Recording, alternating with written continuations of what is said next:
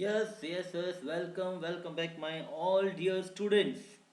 Today, as in today's lecture, I have bring another topic, and the topic is decision making statements.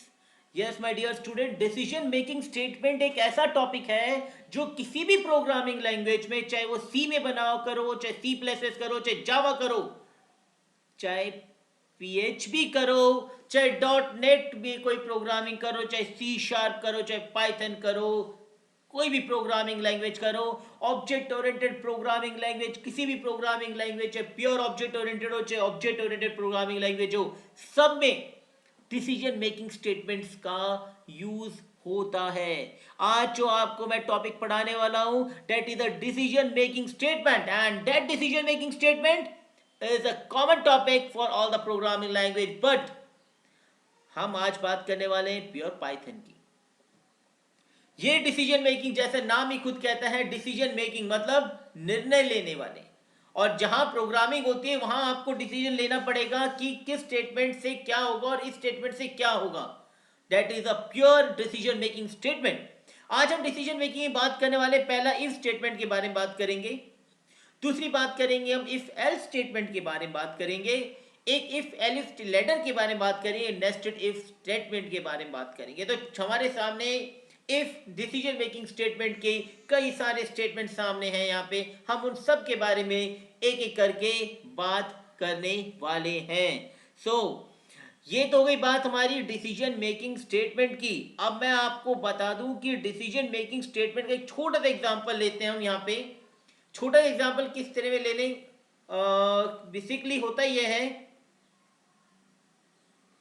कि आपको कोई भी decision making statement लेने से पहले आपको एक कंसेप्ट होना चाहिए कि डिसीजन मेकिंग आप कर क्या रहे हो। जैसे एग्जाम्पल के तौर पर कि अगर मेरे पास 1.5 लाख रुपए होते तो मैं रॉयल एनफील्ड खरीद लेता। क्या खरीद लेता? रॉयल एनफील्ड खरीद लेता। पहली condition, if money equal to 1,50,000 Royal Enfield. अगर 1.5 लाख नहीं है तो कितने हैं, उससे कम है तो मैं खरीद लूं, पल्सर खरीद लूं। लेकिन अगर मेरे पास पल्सर खरीदने के पैसे नहीं है, इफ के बाद एल्स के बाद इफ एल्स में एक और गए, तो मैं सोचूंगा कि पल्सर के भी पैसे नहीं है, तो मैं क्या खरीद सोचूंगा कि खरीद लूं, पैशन प्रो खरीद लेता हूं। मैं, नया मॉडल है, पैशन प्रो के भी पैसे नहीं है मेरे पास, तो मैं खरीदूंगा क्यों ना मैं एच एफ डीलक्स खरीद लूं। और एच एफ डीलक्स के भी पैसे जेब में नहीं है, तो मैं सोचूंगा क्यों ना बाइसाइकिल खरीद लूं। और यदि सारी कंडीशन फेल हो जाती है तो भगवान की दया से मेरे 2 पांव में 11 नंबर की गाड़ी से चलेंगे। तो that is what our decision. So आज उन्हीं डिसीजन पर लेकर के हम बात करने वाले हैं। Python condition and if statement की पहले बात करेंगे। डिसीजन में होता यह है कि पाइथन कुछ लॉजिकल कंडीशन सपोर्ट करता है मैथमेटिक्स के, उनका डिसीजन में बहुत बड़ा काम होता है उन लॉजिकल कंडीशंस का। वो लॉजिकल कंडीशंस क्या है मैं आपको बता दूं। इक्वल के लिए ए इक्वल टू बी, तो इक्वल के लिए हमें डबल असाइनमेंट ऑपरेटर का यूज करना होता है। नॉट इक्वल के लिए A not equal to B, ये भी क्लियर हो गया। लेस देन के लिए A less than B, less than equal to के लिए A less than equal to B, और ग्रेटर देन के लिए A greater than B, greater than equal to के लिए A greater than equal to B. तो ये तो चीज हो गई हमारे पास क्या, कि बेसिकली हम किन लॉजिकल कंडीशंस का यूज करते हैं। तो यहां हो गई हमारी बात, इन सब का कहीं ना कहीं यूज होता है प्रोग्रामिंग में। तो ये हो गई हमारे पास।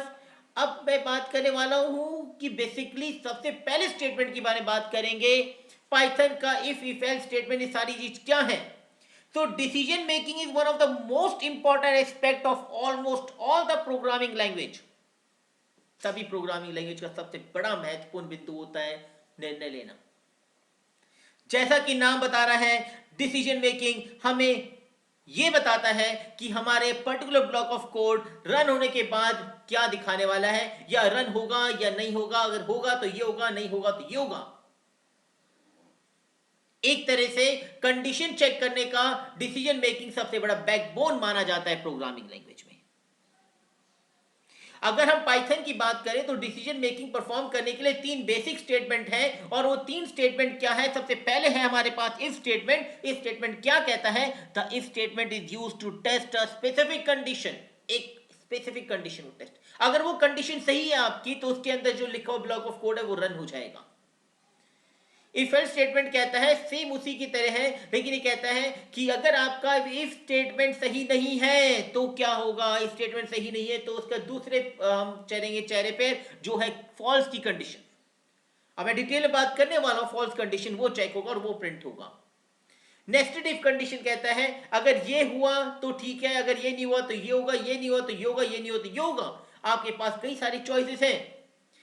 मेरे पास 98% आया है। मेरे को अगर सबसे पहले अगर वेंकटेश्वर कॉलेज मिल जाता है डीयू में तो बहुत अच्छी बात है, ये नहीं मिलता तो मैंने एआरएसडी कॉलेज भर लिया, एआरएसडी कॉलेज भरा तो मैंने रामजस कॉलेज भर लिया, ऐसे मैंने ये नहीं भरा तो मैंने लास्ट में अलवर के आरआर कॉलेज भर लिया। तो ये आपने कंडीशंस बना रखे। नेक्स्ट अगर ये नहीं होगा कट ऑफ में नंबर नहीं आएगा मेरा। तो इसी चीज को समझाने के लिए इंडेंटेशन का कंसेप्ट यूज किया जाता है। इंडेंटेशन क्या बताता है? पाइथन में इंडेंटेशन बहुत ही सिंपल है। ब्लॉक ऑफ कोड्स को कैसे इंप्लीमेंट किया जाता है वो इंडेंटेशन है। अब मैं आज ज्यादा डिले ना करते सबसे पहले बात करता हूं इफ स्टेटमेंट की। इफ स्टेटमेंट क्या कहता है? The if statement is used to test a particular condition and the if statement is true if execute a block of code known as if block. The condition of if statement can be any valid logical expression and can be either evaluated to true or false. if statement में condition होती है, condition सही होती है तो उसके अंदर जो ब्लॉक ऑफ कोड है वो रन होगा। एक फ्लो चार्ट से समझते हैं। आपने स्टार्ट किया, कंडीशन दी। कंडीशन दो ही होते हैं चेहरे कंडीशन, या तो कंडीशन सही होगी या गलत होगा। अगर कंडीशन सही होगी या गलत होगा उसमें क्या होगा? कंडीशन फॉल्स है तो कुछ भी नहीं होगा, आप प्रोग्राम में आपको कुछ भी नहीं मिलेगा। और यदि कंडीशन आपकी ट्रू होती है तो आपका एक ब्लॉक ऑफ कोड रन होगा। क्या होगा? आपका एक ब्लॉक ऑफ कोड रन होगा, ठीक है, और ब्लॉक ऑफ कोड आपके आउटपुट में डिस्प्ले होगा। सिंटेक्स क्या कहता है इसका? इफ के अंदर एक्सप्रेशन, एक्सप्रेशन में कंडीशन लिखेंगे और इसके अंदर अगर एक कंडीशन सही होती है तो जो स्टेटमेंट लिखा है वो रन होगा। ये इसका सिंटेक्स है, बहुत ही छोटा सा प्यारा सिंटेक्स। अगेन बता दूं, प्रोग्रामिंग का बैकबोन है, ये बहुत इंपॉर्टेंट टॉपिक है स्टूडेंट के पॉइंट ऑफ व्यू से। अगर ये टॉपिक आपका क्लियर नहीं है तो कोई भी प्रोग्रामिंग आप नहीं कर सकते। किसी छोटे से छोटे प्रोग्राम को भी आप नहीं बना सकते अगर आपका डिसीजन मेकिंग स्टेटमेंट का कंसेप्ट क्लियर नहीं है। तो फ्लो चार्ट आपको क्लियर हो गया होगा, कंडीशन सही है तो क्या होगा, कंडीशन फॉल्स है तो क्या होगा। अब क्यों ना मैं इसको एक छोटे से प्रोग्राम से समझाता हूं आपको। मैं प्रोग्राम देखते हैं, हम एक छोटा सा प्रोग्राम बनाते हैं आप लोगों के लिए। प्रोग्राम है कि मैंने एक नंबर डाला। नंबर डालने के लिए हम क्या लिखते हैं? मैंने एक नंबर के लिए n1 नाम का एक बनाया वेरिएबल, और जैसे मैंने बताया कि नंबर कौन डालेगा? यूजर डालेगा। तो मैंने यूजर कैसा नंबर डालेगा? इंटीजर टाइप का। तो और नंबर इनपुट के मैंने प्रीवियस वीडियो में बताया था कि हम इनपुट फंक्शन यूज करते हैं। यहां मैंने लिखा एंटर द नंबर। क्या लिखा मैंने? Enter the number. हो गया। इस लाइन में किसी बच्चे को डाउट नहीं होना चाहिए क्योंकि यहां पे मैंने n1 नाम का वेरिएबल बनाया है और n1 नाम के वेरिएबल में यूजर जो इनपुट करने वाला है वो आएगा। फिर मैंने चेक करा कंडीशन, देखिए मेरी क्या है इसके साथ। कंडीशन ये है मेरी नम नहीं सॉरी n1 नाम का मेरे वेरिएबल है, और इसको मैंने चेक करना है कि मॉड्यूलस मैंने चेक कर रहा हूं कि इवन है या नंबर नहीं है। Modulus equal to 0। अब आप बोलोगे और इसके बाद कॉलन। ये कंडीशन के एक और क्लियर कर दूं, मॉड्यूलस का काम क्या होता है? रिमाइंडर बताना। ये ऑपरेटर मैंने पढ़ाया था आपको वीडियो में। मॉड्यूलस का काम है रिमाइंडर बताना, और अगर किसी नंबर को डिवाइड करने पर अगर उसका रिमाइंडर 0 आता है तो आप कॉमन सेंस की बात है, अगर मैं 8 को डिवाइड करता हूं मैं, तो 8 को डिवाइड यदि हम करते हैं तो डिवाइड करने पर तो क्या मिलता है? हमेशा रिमाइंडर 2 से डिवाइड करने पर 0 मिलता है। तो 0 मिलने पर, क्योंकि इवन नंबर है, इवन नंबर वो होते हैं जिसका रिमाइंडर 0 आता है जब 2 से डिवाइड किया जाता है। यहां मैं मॉड 2 से डिवाइड करने वाला हूं, मॉड्यूलस बाय 2 लिखा मैंने।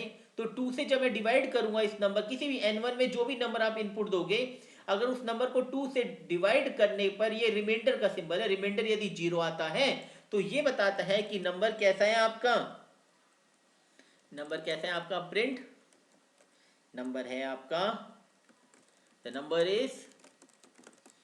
Is even. ठीक है, हो गया प्रोग्राम इतना। The number is even. ठीक है, अब इसको मैंने सेव किया।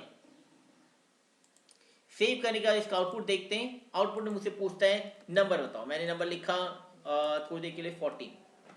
आपको भी पता है नंबर इवन नंबर है, तो आपने जैसे एंटर किया तो आपको बताया नंबर इज इवन। दोबारा मैंने इस प्रोग्राम को रन करा, फिर मैंने पूछा कि नंबर लिखा मैंने 13। इसने मुझे बताया कुछ भी नहीं, क्योंकि यहां मैंने एल्स पार्ट में कुछ दिया ही नहीं। आई बात समझ में क्या कहना चाहता हूं आपसे। एक दूसरा प्रोग्राम और करके समझाता हूं आपको मैं। एक दूसरा प्रोग्राम बनाने के लिए हम लोग न्यू प्रोग्राम पे जाते हैं, यहाँ पे न्यू फाइल बना लेते हैं। ठीक है, न्यू फाइल को मैंने पहले सेव करने के बाद में, तो यहाँ मैंने एक प्रोग्राम बनाता हूँ आपको समझाने के लिए कि प्रोग्राम हम बनाएंगे अब यहाँ पे, क्योंकि प्रोग्रामिंग कंसेप्ट समझना बहुत जरूरी है। तो मैंने लिखा write a program to print the largest of the 3 number. 3 number डाले आपने, 3 नंबर में से सबसे जो लार्जेस्ट नंबर है वो दिखना चाहिए। तो ए में मैंने लिखा एक इंट, और यहाँ लिखा इनपुट, और इनपुट में लिखा एंटर फर्स्ट नंबर। ठीक है, और उसके बाद मैंने इसको बंद करा, ये थोड़ा ब्रैकेट बंद करा। देखो मैं आपको क्यों प्रोग्रामिंग करके बताने चाह रहा हूँ मैं, क्योंकि आपका कंसेप्ट टॉपिक के साथ क्लियर होता जाए कि प्रोग्रामिंग कैसे होगी। ठीक है, तो मैंने लिखा एक वेरिएबल ए नाम का, उसमें मैंने पहले लिखा एंटर, उसमें क्या जाएगा पहला नंबर। ऐसे बी नाम का मैंने वेरिएबल बनाया, उसके अंदर लिखा मैंने इंट, और इसको वापस से इंटीजर टाइप का नंबर ले रहा हूँ मैं। ठीक है, तो आपको ये दिमाग में कंसेप्ट क्लियर हो जाना चाहिए। फिर लिखा मैंने एंटर सेकेंड नंबर।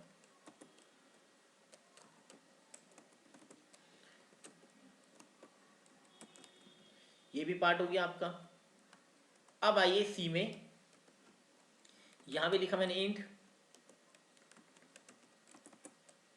इनपुट, और यहां लिखा मैंने एंटर थर्ड नंबर। ये हो गया तीनों पार्ट। अब लॉजिक क्या दे रहा हूं मैं कंडीशन इसके साथ, ये इफ की कंडीशन दे रहा हूं, ध्यान से देखना। If A greater than B, अगर ए बी से बड़ा है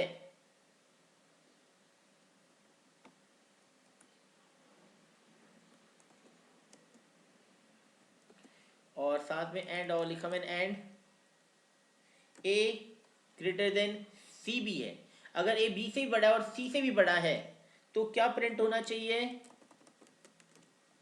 मेरा प्रिंट होना चाहिए क्या, that is a is greatest.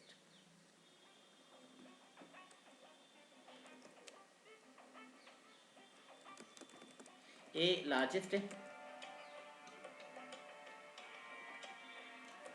देखते हैं, इसके बाद मैंने दूसरी condition the,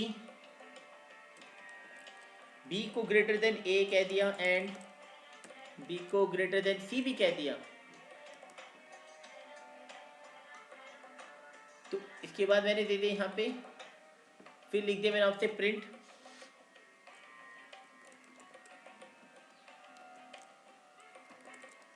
B is largest.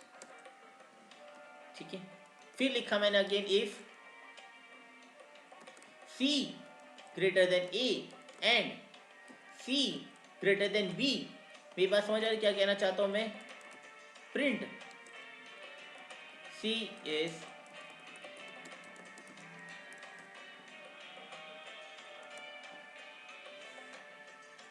अब देखिए यहाँ क्या है, ध्यान से देखना। मैंने पहले लिखा है इनपुट करा पहला number, enter the first number, फिर दूसरा नंबर मांगेगा आपसे, तीसरा नंबर मांगेगा।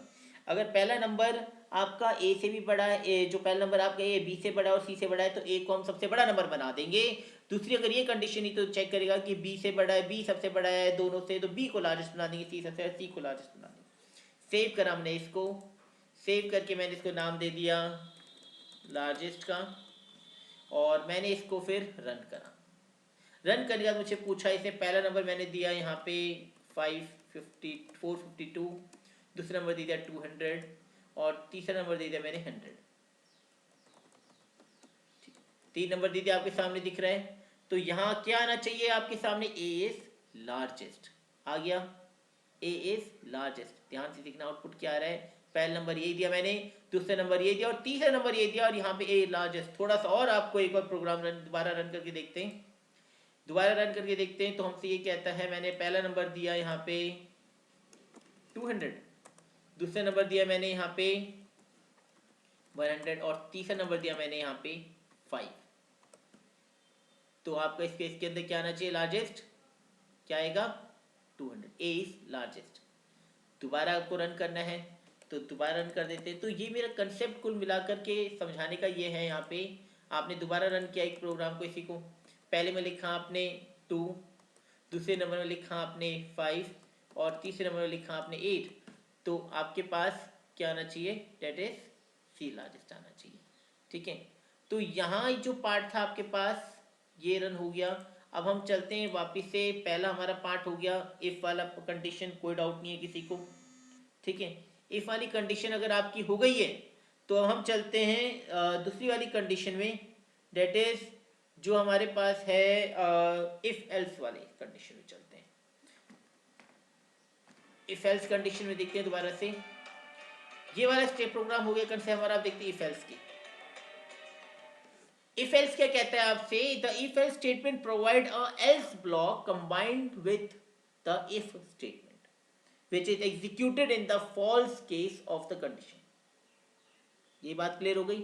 इफ एल्स अपने साथ एक एल्स कंडीशन लेके चलता है, क्योंकि इससे पहले हमने देखा कि अगर कंडीशन सही है तो प्रिंट हो रहा है, कंडीशन फॉल्स है तो कुछ भी प्रिंट नहीं हो रहा। तो इसी चीज को हमने अवॉइड करने के लिए हमने देखा इफ एल्स वाली कंडीशन ली हमने। तो इफ एल्स वाली कंडीशन जब हमने ली यहाँ पे, तो यहाँ हमने देखा कि इसके अंदर अगर कंडीशन ट्रू होता है तो भी कुछ प्रिंट होगा, कंडीशन फॉल्स है तो भी कुछ प्रिंट होगा। मतलब कंडीशन ट्रू है तो इफ ब्लॉक में लिखा हुआ एग्जीक्यूट होगा, और यदि एल्स कंडीशन है मतलब कंडीशन फॉल्स हो रही है तो आपका एल्स में लिखा हुआ प्रिंट होगा। फ्लो चार्ट देखते हैं, कंडीशन गई चाहे कोई, कंडीशन के दो ही चेहरे होते हैं, सही गलत। गलत चेहरे पे एल्स ब्लॉक का लिखा हुआ प्रिंट होगा, सही चेहरे आने पर इफ में लिखा हुआ कंडीशन प्रिंट होगा। एकदम क्लियर हो गया, कोई डाउट। इफ एल्स में क्या होता है, दो चेहरे होते हैं, एल्स में केवल एक चेहरा होता है। यहाँ दोनों चेहरों में कुछ ना कुछ बोलता है, चेहरे तो दो ही होते हैं लेकिन इसमें केवल एक ही चेहरे सच होने पर ही बताता है, लेकिन इफ एल्स में दोनों चेहरे सही और गलत दोनों पे आपको कोई ना कोई जवाब मिलेगा। तो कंडीशन अगर इफ है, कंडीशन अगर फॉल्स आती है तो आपका एल्स वाला ब्लॉक प्रिंट होगा। अगर इफ कंडीशन ट्रू आती है तो इफ कंडीशन ट्रू आती है तो इफ ब्लॉक में लिखा हुआ प्रिंट होगा। सिंटेक्स की बात करें तो इसमें कंडीशन है उसके साथ ब्लॉक ऑफ स्टेटमेंट है, तो अगर ये ट्रू होती कंडीशन तो ये ब्लॉक ऑफ स्टेटमेंट प्रिंट होगा। एल्स अगर ये गलत हो जाती है तो एल्स में लिखा हुआ ब्लॉक ऑफ स्टेटमेंट प्रिंट होगा। अगर ये बात समझ में आ गई तो हम इसके एक प्रोग्राम में चलते हैं। ठीक है, तो प्रोग्राम के तौर पर हम चलते हैं, इसमें एक दूसरा प्रोग्राम बनाते हैं हम यहाँ पे, और एक प्रोग्राम बनाते हैं हम लोग यहाँ पे। प्रोग्राम हम बनाएं इसके लिए, ये चेक करते हैं कि आपको सबको पता होगा कि आपके वोट डालने की एलिजिबिलिटी होती है एज की। तो हम प्रोग्राम बनाते हैं, राइट अ प्रोग्राम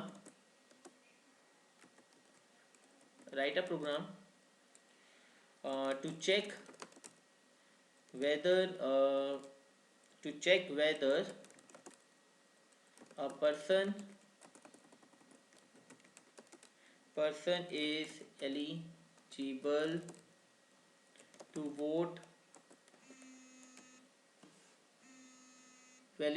vote और नॉट। ठीक है, ये तो हमारी प्रोग्रामिंग कंडीशन हो गई। ठीक है, तो ये हो गया बात हमारे पास कि हमारा प्रोग्राम क्या है, हमारा चेक करना है कि whether a person is eligible to vote और नॉट। तो हमने अगेन एलिजिबल के लिए क्या चेक करते हैं, एज चेक करते हैं। तो एज नाम का एक वेरिएबल बनाया और उसमें इंटीजर में जाती है एज, कभी किसी की ऐसे तो जाती नहीं है कि 7.5 ऐसे एज जाती नहीं है। इसको हमने इनपुट किया यूज़र से, यूज़र अपनी एज इनपुट करेगा और उसमें लिखेगा एंटर, लिखा उसमें एंटर योर एज। हो गया, एज बताएगा अपनी, फिर एज बताएगा तो क्या चेक करना है, एज कंडीशन दिया हमने, इफ एज ग्रेटर देन या इक्वल टू 18 है, 18 ही होती है ना वोट डालने की एज, तो क्या प्रिंट होगा, प्रिंट क्या होगा, you are eligible to vote, you are eligible to vote. Else में क्या प्रिंट होगा? अगर नहीं है तो एल्स में प्रिंट होगा print print sorry sorry you have to wait, या you are not eligible to vote. ठीक है, क्लियर है? अब इस प्रोग्राम को हमने सेव किया, सेव करने के बाद हमने रन किया। ठीक है, और हमसे ये पूछ रहा है कि सिंटेक्स एरर बता रहा है। सिंटेक्स एरर एक आ गई गलती हमारी। ठीक है, वो क्यों क्या होता है, प्रिंट ये सब चीज़ डिफाइंड है, इसमें प्रिंट एक कीवर्ड है। तो यहाँ पे हमने देखा, दोबारा से इसको सेव किया और उसके बाद रन किया। एरर आना भी एक तो अच्छी बात होती है। ठीक है, तो हम एरर को भी अच्छी एरर बात मान के चलते हैं। तो हम देखते हैं वापस से, अभी भी आपका एरर बता रहे हैं एल्स पार्ट में। ठीक है, ठीक है, हो गया आपका, ये हो गया एल्स। एज हो गया आपका, इसके बाद सेव किया आपने, और ये बता रहा है लाइन नंबर 11 में ही एरर बता रहा है। इसको हम देखते हैं अभी इसका क्या सलूशन होगा।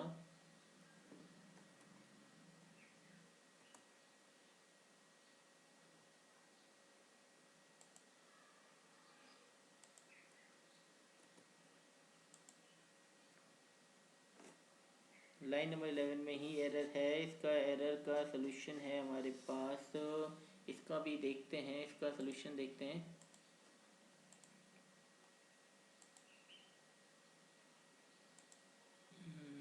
ये हो गया, रन किया हमने और इसके बाद रन किया। एल्स पे ही बता रहा है अगेन, एक सेकेंड अभी क्लियर कर। हाँ जी, तो देखिए थोड़ा सा एक पार्ट था इसके एरर का। ये देखा हमने एल्स को थोड़ा सही किया और यहाँ पे इसको रन किया तो हमारे सामने प्रोग्राम आ गया यहाँ पे। ठीक है, ये बोल रहा है एंटर योर एज। एज हमने डाली यहाँ पे, मैंने एज डाली थोड़ी देर के लिए 45, तो you are eligible to vote. सही है। अगर मैं दोबारा से इसको रन करता हूँ और मैंने एज लिखा यहाँ पे, तो यहाँ एज लिख दी मैंने 12, sorry you have to wait. तो ये आपके दो चेहरे हो गए, दैट इज किसके, प्रोग्राम के। दोबारा देखते हैं कि हमने प्रोग्राम बनाया, इसके अंदर हमने एज डाली यूज़र से। एज यदि 18 है या 18 से ज़्यादा है तो आप एलिजिबल टू वोट हो। देखा यहाँ पे आ गया हमारे पास आउटपुट। इफ़ की कंडीशन ट्रू होने पर ये प्रिंट हुआ। अगर ये ट्रू नहीं है, मतलब हमने एंटर किया एज 12 तो ये ट्रू नहीं है, तो हमारी एल्स वाली कंडीशन के अंदर क्या लिखा है, sorry you have to wait. तो यहाँ पे sorry you have to wait print हो गया। इसी चीज़ को मैं एक छोटा सा एग्जांपल और हमारे पास था, मैंने एक पहले आपको प्रोग्राम कराया था इसके साथ, दैट इज अगर कोई नंबर है वो 2 से डिवाइड हो रहा है तो प्रिंट होगा इवन। अगर नहीं हो रहा तो क्या प्रिंट होना चाहिए, क्या प्रिंट होना चाहिए यहाँ पे, आपका प्रिंट होना चाहिए यहाँ पे, प्रिंट होना चाहिए आपका यहाँ पे, that is number is odd. ये होना चाहिए ना प्रिंट। तो हमने चेक कर लेते हैं इस प्रोग्राम को दोबारा से। सेव किया हमने और इसे रन किया। ये बता रहा है प्रिंट के अंदर नंबर इज ऑड में, डेट इज, ये चेक कर लेते हैं। ठीक है, और यहाँ पे दोबारा से हमने इसको सेव किया, रन करा। ठीक है, एंटर नंबर मांग रहा है। देखो मैं आपको एक चीज़ क्लियर करूँ, when you are doing the programming, if errors are coming, तो एरर को डिबग करना एक बहुत इंपॉर्टेंट पैरामीटर है आज के टाइम में programming, because now in market lot of job parameters are working on the testing and the debugging field. So हमने देखा यहाँ पे कि हमने एक एंटर नंबर करा और वो नंबर n1 में गया। n1 को यदि n modulus by 2 equal to 0 होता है तो आपका इवन होगा। जैसे मैंने लिखा यहाँ पे 40, तो 40 नंबर इज इवन है। दोबारा मैंने इस कोड को रन करा और मैंने यहाँ लिखा थोड़े 7, तो 7 कैसे गए, नंबर इज ऑड, क्योंकि 7 को यदि हम 2 से डिवाइड करते हैं तो रिमाइंडर 1 आता है। कोई भी ऑड नंबर को यदि 2 से डिवाइड करते हैं तो रिमाइंडर 1 आता है जो इक्वल टू 0 नहीं है, तो कंडीशन फॉल्स हुई तो क्या प्रिंट होगा, एल्स वाला पार्ट प्रिंट होगा। तो यही चीज आपको समझाना था यहाँ पे। सो क्लियर है, इफ एल्स वाला पार्ट हमारा क्लियर हो गया। ठीक है, अब हम चलेंगे नेक्स्ट वाले पार्ट में, जो कि हमारा आएगा, उस नेक्स्ट वाले पार्ट को भी समझाते हैं आपको क्या है। सो नेक्स्ट वाले पार्ट में चलते हैं हम लोग। एलिफ वाला स्टेटमेंट हमारे पास है, एलिफ वाला स्टेटमेंट क्या है कहते हैं हमसे, वो देखते हैं। The elif statement enable us to check multiple conditions and execute the specific block of statement depending upon the true condition among them. We can have any number of elif statement in a program depending upon your need. However, using elif is optional. The elif statement work like if, else, if, ladder statement in C. जैसे if else if ladder statement C में काम करता था, वैसे elif यहां काम करता है। सो है क्या चीज, मैं समझाता हूं आपको। जब हमारे पास बहुत सारी कंडीशन होती है कि अगर ऐसा हो तो ये, मतलब हमारे पास बहुत सारे रास्ते हैं जाने के। मुझे यहां से दिल्ली जाना है, तो दिल्ली जाने का तरीके मेरे पास, मेरे घर से क्या है, डेट इज मैं चाहूं तो बाई भिवाड़ी होते जाऊं, चाहे मैं बाई कोटपुतली होते जाऊं, चाहे मैं यहां से बावल होते जाऊं, चाहे मैं किसी, कई सारे रास्ते मेरे पास जाने के। क्लियर है, मैं आप कई सारे रूट जब होते हैं तो आपको कई सारी कंडीशन उसमें से चेक करते हैं कि मुझे इस साइड से क्यों जाना है, कौन सा शॉर्ट, तो वो कंडीशन, मल्टीपल जो कंडीशन होती है उस केस के लिए एक एलिफ स्टेटमेंट का यूज होता है। ठीक, एलिफ स्टेटमेंट का यूज जो होता है उसके पार्ट के लिए मैं आपको क्लियर कर दूं कि आपका जो एलिफ स्टेटमेंट है वो उसकी कंडीशन क्या हो जाती है आपके पास, इफ के साथ एक्सप्रेशन 1 हो गया, अगर एक्सप्रेशन 1 सही है तो ब्लॉक ऑफ स्टेटमेंट एग्जीक्यूट होगा, नहीं होगा तो दूसरी कंडीशन चेक करते हैं एलिफ की, उसका एक्सप्रेशन 2 चेक करेंगे, अगर ये सही हुआ तो ये हो जाएगा, फिर एलिफ चेक करेंगे, थर्ड कंडीशन चेक करेंगे, एक्सप्रेशन थर्ड वो सही तो ये हो जाएगा। अगर सारे एक्सप्रेशन नहीं एग्जीक्यूट होते तो लास्ट में एल्स वाला रन होगा। क्लियर है, तो ये जो चीज आपकी है, और मेरे स्टूडेंट्स ये जो चीज आपकी मैं कहना चाहता हूँ, ये एलिफ स्टेटमेंट। अब एलिफ स्टेटमेंट के लिए एक छोटा सा प्रोग्राम करते हैं आप लोगों के लिए। तो प्रोग्राम ये देख लेते हैं हम लोग कि यदि कोई नंबर है, ठीक है, तो छोटा सा प्रोग्राम करें, पहले 2 प्रोग्राम करके दिखाते हैं आपको ताकि आपको थोड़ा सा कंसेप्ट क्लियर होगा क्या कहना चाहता है आपसे ये। तो मैंने प्रोग्राम में एक नंबर ऐसे एंटर करवा रहा हूँ नंबर, और वो नंबर चेक करता हूँ कि वो किसके इक्वल, अगर इसके इक्वल है तो ठीक है, नहीं तो वो नंबर कोई और है। ठीक है, जैसे मुझे चेक करना है कि नंबर क्या, वो नंबर 10 के 50 के 100 के इक्वल है, मतलब मैंने यदि किसी को नोट दिए 10 का 50 का और 100 का नोट दिया, तो यदि वो नंबर इक्वल ठीक है, नहीं है तो फिर वो नहीं है इक्वल। तो एक छोटा एग्जाम्पल समझाता हूँ। मैंने यहाँ पे लिखा n1, n1 में लिखा मैंने इंट, ठीक है, n1 में क्या लिखा मैंने, इंट लिखा। ठीक है, तो ये चीज हो गई आपके पास, n1 में लिखा मैंने इंट लिखा, और इंट के साथ मैंने लिखा यहाँ पे इनपुट कराया मैंने, इनपुट कराया मैंने, इनपुट कराने के बाद मैंने लिखा एंटर द नंबर। ठीक है, एंटर द नंबर किया मैंने, और फिर उसके बाद मैंने लिखा इफ n1, ठीक है, n1 इक्वल टू, मैंने बताया था ना इक्वल टू 10 है। ठीक है, तो क्या प्रिंट होना चाहिए, आपका प्रिंट होना चाहिए that is number is equal to 10, और अगर ये नहीं है तो हमारा एलिफ, ठीक है, एलिफ के अंदर हमने लिखा यहाँ पे, एलिफ के अंदर, और लिखा मैंने यहाँ पे, और नंबर n1 इक्वल टू 50 है, तो प्रिंट होगा यहाँ पे नंबर इज इक्वल टू 50। ठीक है, फिर उसके बाद मैं लिखा होते एलिफ n1 इक्वल टू 100, और इस साथ प्रिंट लिखा मैंने प्रिंट, और नंबर इज इक्वल टू 100। अगर ये तीनों कंडीशन सही नहीं होती उस केस में क्या होगा, मेरे पास एल्स आएगा और एल्स के साथ प्रिंट करा मैंने प्रिंट, और मैंने लिखा नंबर इज नॉट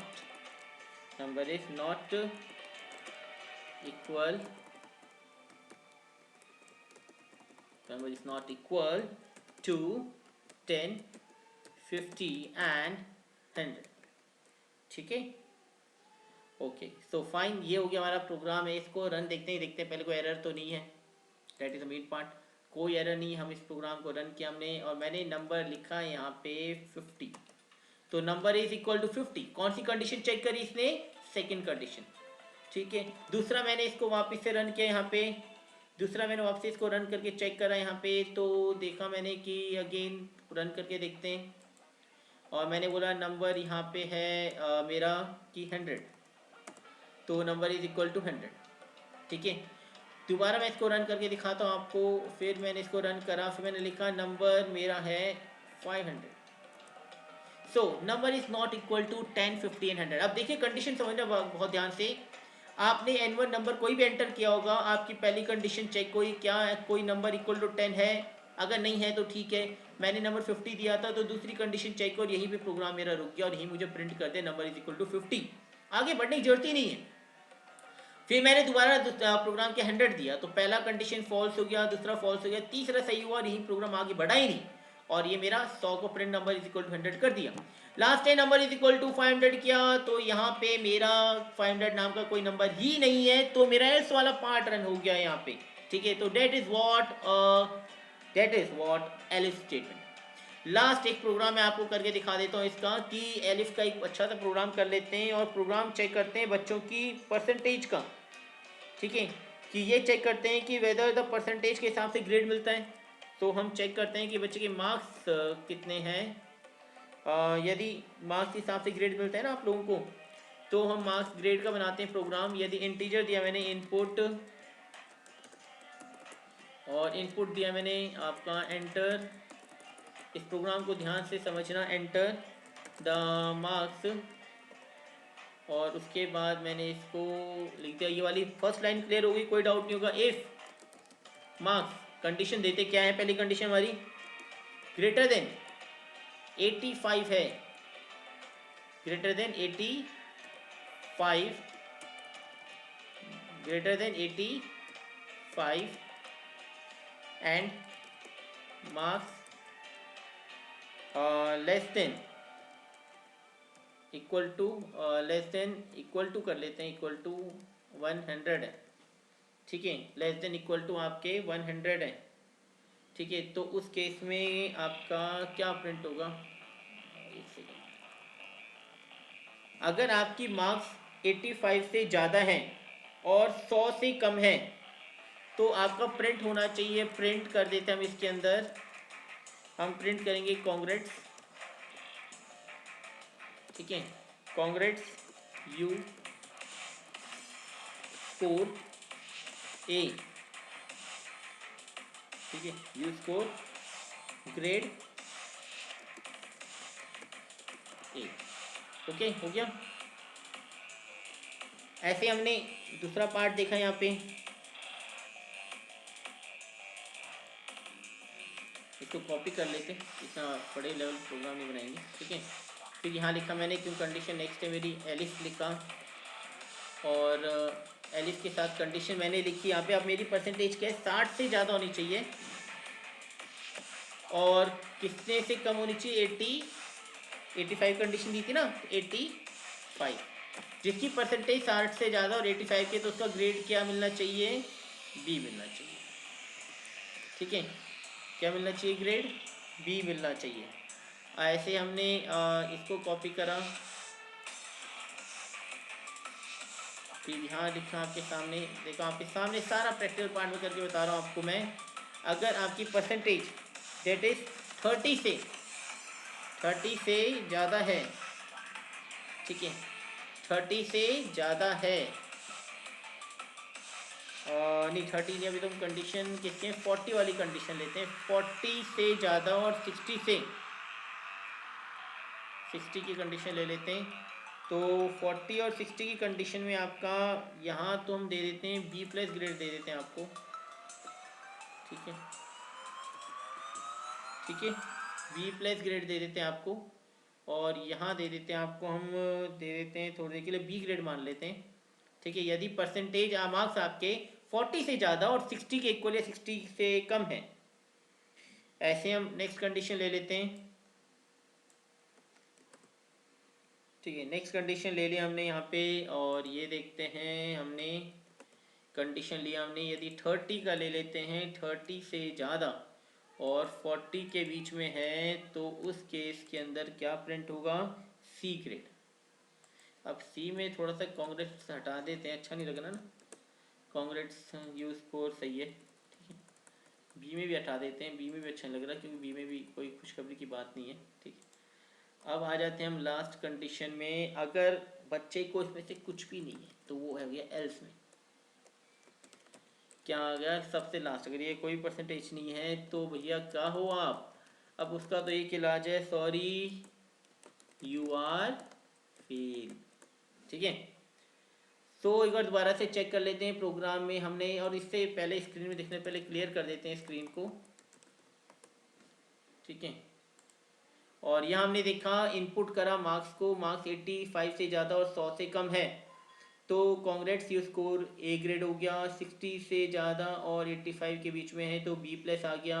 40 से ज़्यादा और 60 के बीच में है तो बी आ गया, और 30 से ज़्यादा और 40 के इधर है तो आपका सी आ गया, और बाकी में फेल हो गया। सेव किया हमने बच्चों इसको, और इसको रन किया, और यहाँ आपके पास एंड ऑफ फाइल का एरर दिखा रहा है। तो एंड ऑफ फाइल का एरर हम देखते हैं, पहले इसको दूर करते हैं। एंड ऑफ फाइल का एरर क्या कह रहा है आपसे, सो आपका है बी प्लस वाले में हमने डबल कोट्स लगाए नहीं, ठीक है। चलो वेरी गुड, एरर भी मिलना अच्छी बात है। रन हो गया प्रोग्राम हमारा, तो पहले इसको तो क्लियर करते हैं, और ठीक है, ओके सॉरी, CLEAR मेरे को क्लियर करना चाहिए था, हाँ। अब हम इसको रन करते हैं, ठीक है। अब मेरे से पूछता है एंटर द मार्क्स, मैंने पहला एंटर किया, मेरे 99 है, तो क्या हो, यू स्कोर ग्रेड ए। दोबारा रन किया मैंने इसको, फिर मैंने दूसरी कंडीशन देखो 60 to 85, मैंने रन किया यहाँ पे 70, तो you score B plus grade. दोबारा रन किया मैंने, यहाँ लिखा मैंने इसमें डेट इज 55, तो आपको बी ग्रेड मिला।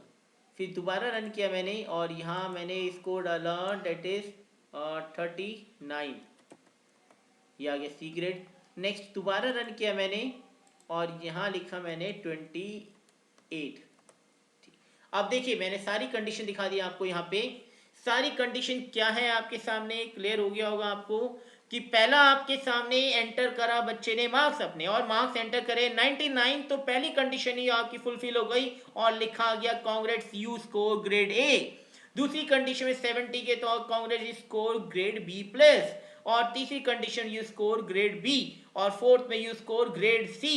एंड अगर सारी कंडीशन फेल है तो आता है sorry you are fail fail fail.